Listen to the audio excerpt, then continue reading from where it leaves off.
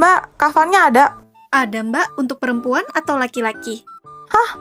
Emangnya kafan ada yang buat laki-laki ya? Ya ada lah mbak. Wah, saya baru tahu. Ada warna apa aja, Mbak? Cuma putih aja mbak, mana ada warna-warni. Ya, aku warna putih sih. Saya kurang pede makainya. Soalnya takut nerawang gitu. Emang mbak yang mau pakai? Iyalah, mau dipakai buat bukber tahu. Oh, tren baru kan mbak? Iya loh, kan lagi tren tuh. Bukber sambil pamer-pamer outfit kan? Tapi circle mbak agak lain ya. Maksudnya?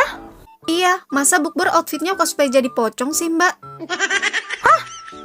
Ya ampun Juliet, kamu ngapain di sini? Ada teman kita yang meningsoy kah? Hah? Maksudnya? Ini kan toko perlengkapan jenazah Juliet. Aku tuh lagi cari kafan buat acara bukber kita. Emang kamu gak liat di grup apa? Outfitnya tuh pakai kafan. Ya ampun Juliet, itu kaftan bukan kafan.